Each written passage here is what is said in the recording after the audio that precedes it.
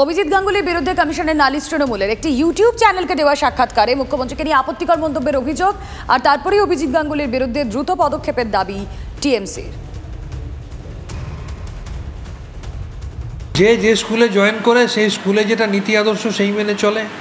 অভিজিৎ গাঙ্গুলি বিচারপতি ছিলেন, তিনি লার্জার দ্যান লাইফ ইমেজ তৈরি করে বিজেপি রঙ্গুলি হেলনে বকলমে অনেক রকম রায় দিয়েছিলেন। পরে তার মুখোশ খুলে গেছে, ভগবান থেকে শয়তানে পর্যবসিত হয়ে বিজেপিতে গেছেন এবং বিজেপি একটা নারী বিদ্বেষী রাজনৈতিক দল। বিজেপির প্রধানমন্ত্রী থেকে স্বরাষ্ট্রমন্ত্রী থেকে শুরু করে শুভেন্দু অধিকারী থেকে সুকান্ত মজুমদার থেকে দিলীপ ঘোষ, ভারতবর্ষের একমাত্র মহিলা মুখ্যমন্ত্রী মমতা ব্যানার্জির বিরুদ্ধে বিভিন্ন রকম কুরুচিকর মন্তব্য করেছেন। তাই সেখানে তার নাম্বার বাড়ানোর জন্য আজকে সেই দলে নাম লিখিয়েছেন প্রাক্তন বিচারপতি, সে যুগের ভগবান এ যুগের শয়তান।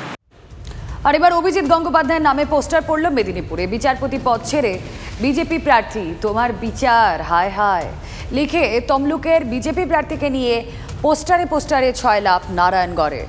কি বলছে এই নিয়ে বিজেপি মুখপাত্র অগ্নিমিত্রা পল, শুনবো।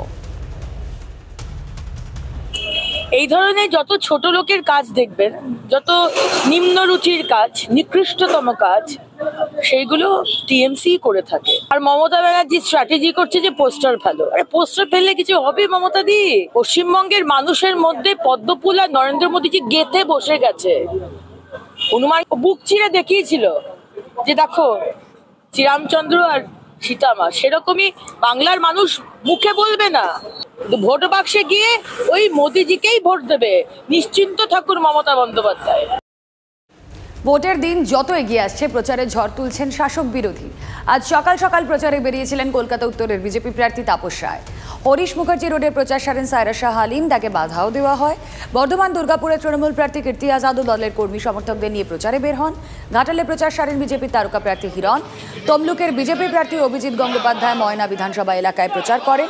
নতুনপুকুর ভান্ডারচণ্ডী মন্দিরে পুজো দিয়ে প্রচার শুরু করেন তিনি।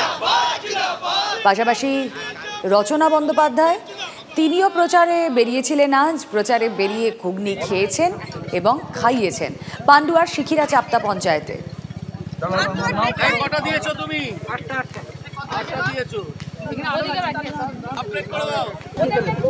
দারুণ দারুণ, আমার বাড়ির থেকে অনেক ভালো। এখানে সবই ভালো, দুধের দইও ভালো, ঘুগনিও ভালো, সব ভালো। দারুণ খাচ্ছি আমি, শুধু খাওয়ার মধ্যে আছি।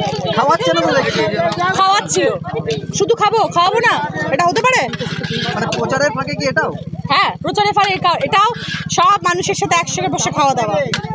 চট্টোপাধ্যায় বলছেন যে আপনি এসছেন কয়েকদিনের ছুটি নিয়ে, আবার চলে যাবেন দিদি নাম্বার। ওর মতন, ও তো ছুটি নিয়ে এসেছিল 5 বছর আগে, আবার চলে গেছিল।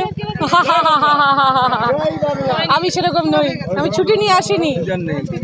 আমি অনেক আনন্দ করতে এসেছি, সবার সাথে মিলেমিশে থাকবো বলে। স্যারকে পাও নাই, এবার তোরা নিবি, মেয়েরা হয়ে গেছে, এবার ছেলেরা। আপনি রাজনীতিতে খুব অজ্ঞ না?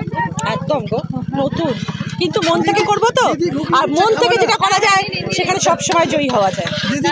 ভালোবাসার মন জয় করতে গেলে মনের দরকার হয়, শুধু বক্তৃতার দরকার হয় না। হ্যাঁ, না দারুণ লাগলো, একটুও ঝাল নেই। তুমি একটু খাবে? খুব ভালো।